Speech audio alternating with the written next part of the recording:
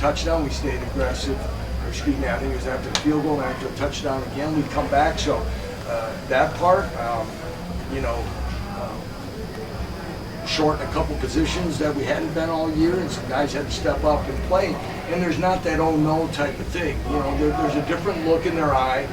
You know that hey, we can keep battling, and that's part of growth and maturity, because a lot of these guys are the same guys that were here, and they've been through it now, and with strength and experience and confidence in some wins, they're able to do those things. You mentioned the choice to go for the deep shot right after Iowa State scored a touchdown. Just what went into that and wanting to? Well, we figured that, you know, deep shot necessarily, there's going to be play action, and we're going to take one. But yeah, because we figured that, you know, I think we're going to run the ball, try to milk some clock, and do some things, and to stay aggressive. And our mentality was going to be important, because I don't even know what did we probably didn't rush for 100 today, did we? No. So I mean, it was tough, and to think you're going to run the ball enough to run the clock out wasn't going to happen. So yeah. I also wanted to ask about the play that sealed the game going, Jared. There, just what he's made good catches for you over the years. Obviously, what goes into the choice of player? Well, it was just put in as a dump play that was going to happen. That, you know, we were going to sell run, and you know, there was a couple choices there, but it wasn't like, hey, let's get the ball to Jared. Let's call it. How impressed were you with Jason overall? Yeah, I haven't even looked at his numbers, but he took a low shot. The numbers are going to jump out at you, but again, he's so much different as far as, you know, his demeanor on the sideline, and things are coming. He's anxious to get back out there and attack the situation. So. How worried were you when he was down on the ground in the fourth play? Pretty worried. I mean, we got a true freshman, you know, that's played like, I don't know, 5 snaps against Missouri State. You know, I don't know, Big 12 close game, hasn't played in 2 months. So, but again, Cole gets in there even for one play, doesn't flinch. He's got ice in his veins and stuff. But again, to put him in there, again, just like we always talk about, just the reps you're going to have. But yeah, he bounced back though. We're able to have him in there, and obviously, yeah, very good win for this program. Well, you mentioned it was kind of tough running the ball, but what can you say about his performance? I mean, he went over 100 yards against Oklahoma, and today he had 2 rushing touchdowns. Yeah, I mean, again, his physicality. I thought Daniel Highshaw ran well as well. You know, when Daniel's carrying people and making people miss. Again, this Iowa State defense has been good, you know, ever since Matt got here almost, and they're tough. They're one of the top defenses in the league. It's a defense that we struggled with in all 3 years. It's a credit to them. You know, when you're running the ball, and we run a lot laterally, and you know, things we think are great movement, and they're coming downhill and making things happen. So, but again, Devin stayed patient and made some key runs when we needed to. And again, the nice thing too, also, guys, is, you know, to watch this when guys don't have the numbers maybe that they're used to, that they're excited for what's happening around them. And that's another great sign of this football team. Mello again. Yeah. Pick 6. I mean, yeah.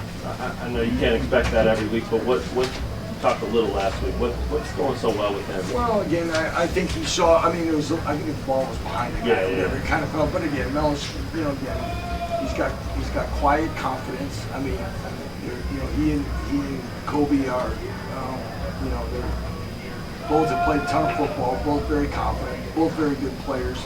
They just have a little different approach in outward energy. And but Mello has been really ready and confident. Unfortunately, he got hurt, and you know, hopefully we'll get him back. Do you know his status at all? Not right now. Okay. What went into the success of the run defense this week after? Well, again, there's some things that I think there's some confidence there, a little more movement on some things that we were able to do. You know, I think our ends continue to play well. So until I really look at who was really stepping up, but I did think we had some guys that, you know, outside back. I thought Craig Young showed up tonight, probably the most he has in a while that I can remember just off the top. You see him make some plays. You know, thought we had some chances also for some sacks in the first half that we kind of, give Rocco some credit because he's elusive, but we had some free hitting things there that we could maybe have some more effective plays. We heard you had an update to share on Jalen Daniels and how he's going to travel. Say that again. Oh, we heard you might have an update to share. I don't. Yeah, you gave it to everybody. Oh, okay.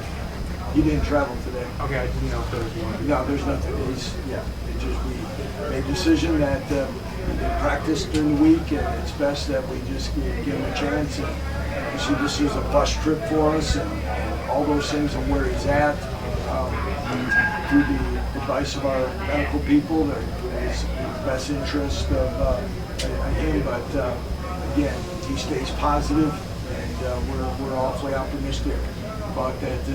So I can answer the question. He's not redshirting, and everything else that may be out there. But yeah, that's about what I got for you today. How impressed just overall with your defense, especially first half tonight? Yeah, I thought in that first half it played really well. But as we said, we talked about this one's going to be one of those that's going to go down to the very end. And yeah, it was. Was there? I mean, it seemed like you guys do this. I know you have guys fly to the ball, but it seemed like more than 3-4 tonight. It was 5, 6, 7 guys. We honestly, we probably needed to be better at that early in the year. And we've talked about it. And we talked about certain teams and certain games, and we don't play on grass. No excuse. This is just facts, okay? But you saw guys slip different times. You saw guys in wide open. Tanaka Scott slipping in.